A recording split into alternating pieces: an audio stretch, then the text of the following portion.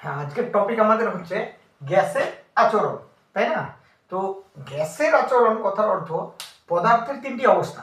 পদার্থের তিনটি অবস্থা, একটা কঠিন, একটা তরল, একটা গ্যাসীয়। ঠিক আছে? পদার্থের তিনটি অবস্থা, একটা কঠিন, একটা তরল, একটা গ্যাসীয়। আমরা যদি এখানে দেখি পদার্থ, পদার্থ এর অবস্থা তিনটি। অবস্থা, পদার্থের অবস্থা কয়টি? না, তিনটি। একটা কঠিন, একটা তরল, আর একটা গ্যাসীয়। ঠিক আছে? পদার্থের তিনটি অবস্থা, একটা কঠিন, একটা তরল, একটা গ্যাসীয়। তো এই যে গ্যাসীয় অবস্থাটা আছে, এই গ্যাসীয় অবস্থাটা নিয়ে আমরা আলোচনা করব। ঠিক আছে? হ্যাঁ, গ্যাসের আচরণ, এই যে গ্যাসের আচরণ, তো গ্যাসীয় পদার্থের গ্যাসীয় অবস্থাটা নিয়ে আমরা আলোচনা আজকে করব। তো প্রথমে টপিকে আমরা দেখব কি, যে গ্যাসের নির্দিষ্ট কোনো আকার ও আয়তন নেই। গ্যাসের নির্দিষ্ট কোনো আকার ও আয়তন নেই। যে পাত্রে রাখা হবে সেই পাত্রের আকারটাও ধারণ করবে। ওকে? হ্যাঁ। তো গ্যাসের, এটা যদি আমরা একটা গ্যাস সিলিন্ডার মনে করি, ছোট্ট করে যদি একটা আমরা গ্যাস সিলিন্ডার রাখি নি, গ্যাস সিলিন্ডার যদি মনে করে নিই এটা একটা, ঠিক আছে? হ্যাঁ। তো এই গ্যাসের নির্দিষ্ট কোনো আকার বা আয়তন নেই। এই গ্যাসের নির্দিষ্ট কোনো আকার বা আয়তন নেই। যে পাত্রে রাখা হবে, এই যে একটা গ্যাস সিলিন্ডারের মধ্যে রাখা হবে, তো সম্পূর্ণ পাত্রের আকারটা ধারণ করবে কে? না, ওই গ্যাসটা। তবে এই গ্যাসটা যে সম্পূর্ণ আকারটা ধারণ করবে সেটা একটা নির্দিষ্ট উষ্ণতায় ও চাপে, নির্দিষ্ট উষ্ণতা ও চাপে। এখানে একটা নির্দিষ্ট চাপ থাকবে বা নির্দিষ্ট উষ্ণতায়। ঠিক আছে? যে এই গ্যাসের আয়তন এত। মনে করো যে 30 ডিগ্রি সেন্টিগ্রেড উষ্ণতায়, 30 ডিগ্রি সেন্টিগ্রেড উষ্ণতায় এই গ্যাসের আয়তনটা কত? না, 30 ডিগ্রি সেন্টিগ্রেড উষ্ণতায় এই গ্যাসের আয়তনটা 5 লিটার। ওকে? তো 30 ডিগ্রি সেন্টিগ্রেড উষ্ণতায় এই গ্যাসের আয়তনটা কত? 5 লিটার। তাহলে আমরা যদি দেখি যে তাহলে গ্যাসের কণাগুলি কি এখানে আছে, গ্যাসের কণাগুলি তো পাত্রের ভিতরেই আছে, তাই না? তো গ্যাসের যে এই যে অণুগুলি আছে, গ্যাসের যে অণুগুলি আছে, এই গ্যাসের অণুগুলি পাত্রের দেওয়ালে, এটা পাত্রের দেওয়াল, এটা পাত্রের দেওয়াল। তো গ্যাসের অণুগুলি পাত্রের দেওয়ালে লম্বভাবে যে বল প্রয়োগ করে, কিভাবে? গ্যাসের অণুগুলি পাত্রের দেওয়ালে এলোমেলোভাবে ছুটোছুটি করছে, ফলে লম্বভাবে যে বল প্রয়োগ করবে, লম্বভাবে একক ক্ষেত্রফল যুক্ত তলের উপর, না তলের পরিমাণটা কত? এই একক ক্ষেত্রফল মনে করলাম এটাকে, এটাকে বললাম আমরা একক ক্ষেত্রফল। তো এই একক ক্ষেত্রফল যুক্ত তলের উপর লম্বভাবে যে বল প্রয়োগ করে কে? না, গ্যাসের অণুগুলি। গ্যাসের অণুগুলি একক ক্ষেত্রফল যুক্ত তলের উপর লম্বভাবে যে বল প্রয়োগ করে তাকে আমরা ওই গ্যাসের চাপ বলবো। ঠিক আছে? আরেকবার ক্লিয়ার? বলছে কোনো আবদ্ধ পাত্রে রাখা গ্যাস কোনো নির্দিষ্ট উষ্ণতায় একক ক্ষেত্রফল যুক্ত তলের উপর গ্যাসের অণুগুলি যে লম্বভাবে বল প্রয়োগ করে তাকে আমরা ওই গ্যাসের চাপ বলবো, তাকে ওই গ্যাসের চাপ বলবো। এবার চাপের একক কি? না, গ্যাসের চাপের একক হচ্ছে পাস্কেল। কি? পাস্কেল। চাপের একক হচ্ছে পাস্কেল। এসআই একক হচ্ছে পাস্কেল। পাস্কেল। ঠিক আছে? আরো আছে এটিএম, বার, সমস্ত কিছু চাপের একক। এবার আমরা যে টপিকটা নিয়ে আলোচনা করবো সেটা হচ্ছে গ্যাসের অণুগুলি। তো গ্যাসের আচরণ পড়ছি, তো গ্যাসের অণুগুলির তো আচরণটা পড়তে হবে, তাই না? হ্যাঁ। তো গ্যাসের অণুগুলির যে আচরণটা আমরা পড়বো, গ্যাসের অণুগুলির বৈশিষ্ট্য কি? গ্যাসের অণুর বৈশিষ্ট্য, গ্যাসের অণুগুলির বৈশিষ্ট্য কি? নাম্বার 1, তাই না? গ্যাসের অণুগুলি সদা সর্বদা গতিশীল। এগুলা পাত্রের ভিতরে তো অনবরত গতিশীল, এরা তো স্থির থাকে না, এলোমেলো ভাবে ছুটোছুটি করছে। তো গ্যাসের অণুগুলি গতিশীল, গতিশীল, বাস শর্টকাট লিখে দিলাম, তাই না? গ্যাসের অণুগুলি গতিশীল। এবার গ্যাসের অণুগুলি পরস্পরের সাথে ধাক্কা খায়, পরস্পরের সাথে ছুটোছুটি করছে, তো ধাক্কা খাচ্ছে অনবরত। তো গ্যাসের অণুগুলি পরস্পরের সাথে ধাক্কা খাওয়া সত্ত্বেও ভেঙে যায় না। কি হয় না, এরা ভেঙে যায় না, গ্যাসের অণুগুলি ভেঙে যায় না।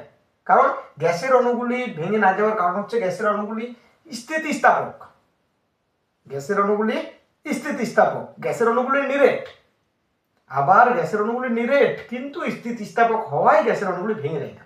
হ্যাঁ, অনেক সময় এই প্রশ্নটা আসে যে পাত্রের দেওয়ালে বা অণুগুলি পরস্পরের সাথে, অণুগুলি তো গতিশীল, তো পরস্পরের সাথে যখন ধাক্কা খায় তখন গ্যাসের অণুগুলি ভেঙে যায় না কেন?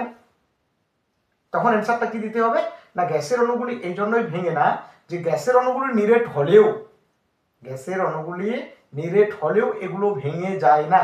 এর কারণটাই হচ্ছে যে গ্যাসের অণুগুলি স্থিতিস্থাপক, এদের এলাস্টিসিটি ধর্ম আছে। তো ওই এলাস্টিসিটি ধর্মের জন্য গ্যাসের অণুগুলি কি করে না, না পরস্পরের সাথে ধাক্কা খাওয়া সত্ত্বেও ভেঙে যায় না। এটা হচ্ছে গ্যাসের অণুগুলির পার্সোনাল ধর্ম। ঠিক আছে, তাহলে আমরা কি পাচ্ছি 2 নম্বর টপিকে, না গ্যাসের অণুগুলি স্থিতিস্থাপক, স্থিতিস্থাপক ধর্ম, ধর্ম আছে কার, গ্যাসের অণুগুলির। স্থিতিস্থাপক ধর্মের জন্য গ্যাসের অণুগুলি পরস্পরের সাথে ধাক্কা খাওয়া সত্ত্বেও ভেঙে যায় না।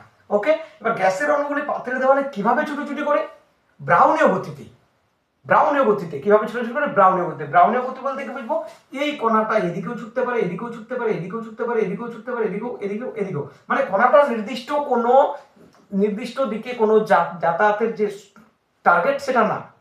এই কণাটা এর সাথে ধাক্কা খাচ্ছে, এই কণাটা এর সাথে ধাক্কা খাচ্ছে, এই কণাটা এর সাথে ধাক্কা খাচ্ছে, অর্থাৎ এদের গতিপথ নানান মুহূর্তে চেঞ্জ হয়, নানান মুহূর্তে চেঞ্জ হয়। ঠিক আছে, এদের নির্দিষ্ট কোনো লক্ষ্যে গতিপথ নাই।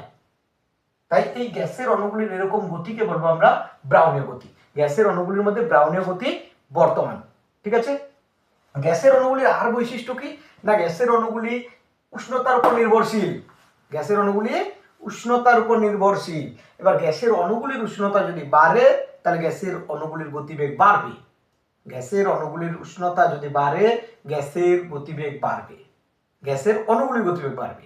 গ্যাসের অণুগুলির উষ্ণতা যদি বাড়ে তাহলে গ্যাসের অণুগুলির গতিবেগটা বাড়বে। ক্লিয়ার? অর্থাৎ সমানুপাতিক। অর্থাৎ কি না, মোশনের সাথে সম্পর্কটা কি টেম্পারেচারের, না টেম্পারেচার আর মোশনের সম্পর্কটা এখানে কি অণুগুলির, না সমানুপাতিক। অর্থাৎ একটি বাড়লে অপরটি বাড়বে। ঠিক আছে, হ্যাঁ, এই জিনিসটা এখান থেকে মাথায় রাখতে হবে। তো গ্যাসের অণুগুলির বৈশিষ্ট্য কি, গ্যাসের অণুগুলি সদা সর্বদা গতিশীল, পাত্রের দেওয়ালে কখন ধাক্কা খায়, কিভাবে ধাক্কা খায়, ধাক্কা খাওয়ার ফলে পাত্রের অণুগুলির পরিবর্তন হয় কিনা, ঠিক আছে, সমস্ত কিছু এখানে একটু আলোচনা করা হলো। এবার যদি আমরা দেখি গ্যাসের আচরণ, গ্যাসের আচরণ থেকে আরো টপিক আছে। আমরা পাস্কেল কাকে বলবো, এক বর্গমিটার, ঠিক আছে, 1 বর্গমিটার ক্ষেত্রের উপর যখন 1 নিউটন বল প্রয়োগ করব, 1 বর্গমিটার ক্ষেত্রের উপর যখন 1 নিউটন বল প্রয়োগ করব তখন তাকে আমরা 1 পাস্কেল চাপ ধরা হয়। যে পরিমাণ চাপের সৃষ্টি হয় তাকে আমরা কি বলবো, না 1 পাস্কেল, তাই না? তো এই 1 পাস্কেল চাপ আমরা তখন তাকে বলবো। ঠিক আছে, প্রমাণ চাপ কাকে বলবো, প্রমাণ চাপ এখান থেকে যদি বলি, প্রমাণ চাপ বলতে কি বুঝো, তাহলে 0 ডিগ্রি সেন্টিগ্রেড উষ্ণতায় 45 ডিগ্রি অক্ষাংশে গড় সমুদ্র পৃষ্ঠে 76 সেমি উঁচু পারদস্তম্ভের চাপকে প্রমাণ চাপ হিসেবে ধরা হয়। ঠিক আছে, হ্যাঁ, প্রমাণ চাপ হিসেবে ধরা হয়। প্রমাণ উষ্ণতা কাকে বলবো, 0 ডিগ্রি সেন্টিগ্রেড উষ্ণতা বা 273 কেলভিন উষ্ণতাকে আমরা প্রমাণ উষ্ণতা ধরবো। ক্লিয়ার? এই ছোট ছোট টপিকগুলো আমাদের জানে রাখতে হবে, কারণ এগুলাই আবার কিছু না কিছু আবার জানে রাখতে হবে। এগুলো না জানলে আবার ভালোভাবে হবে না। টপিকটা ঠিকঠাক করে মাথায় রাখতে হবে, তাই না? তাহলে পদার্থের গ্যাসের আচরণ সম্পর্কে আমরা আলোচনা করতে পারলাম, তাই তো? হ্যাঁ, কারো সমস্যা থাকলে জিজ্ঞেস করবা, সমস্যা নাই। এখানে গ্যাসের অণুগুলি কিভাবে গতিশীল, গ্যাসের অণুগুলি পাত্রের দেওয়ালে কিভাবে ধাক্কা খায়, লম্বভাবে ধাক্কা খাচ্ছে সেটাকে আমরা গ্যাসের চাপ বলবো, তাই না? ওটা লম্বভাবে একক ক্ষেত্রফলযুক্ত তলের উপর, তাই না, একটা নির্দিষ্ট উষ্ণতার ফলে এই জিনিসটা ঘটছে, তখন আমরা একে গ্যাসের চাপ বলবো, তাই না? এরপরে আমরা আলোচনায় আসবো কি না, বয়েলের সূত্র। তার আগে এটুকু বোঝা গেল পদার্থ কি, যা কিছুটা স্থান দখল করে থাকে, যার ভর আছে, যা ইন্দ্রিয় গ্রাহ্য, তাকে আমরা পদার্থ বলবো। ওকে, পদার্থের 3টি অবস্থা, কঠিন, তরল, গ্যাসীয়। কঠিন, তরল, গ্যাসীয়। তো এই গ্যাসীয় পদার্থের গ্যাসীয় অবস্থা নিয়ে আমরা আলোচনা করছি। তো গ্যাসীয় পদার্থের অণুগুলির বৈশিষ্ট্য, গ্যাসের আচরণ, তাই না? এটাকে আমরা তখন কি বলবো, গ্যাসের আচরণ। তো গ্যাসের আচরণ সম্পর্কে আমরা আলোচনা করলাম। এখানে আমরা সবকিছু নিয়েই একটা সার্বিকভাবে একটা আলোচনা করলাম। এইখান থেকে কারো কোনো কোশ্চেন থাকলে জিজ্ঞেস করতে পারো।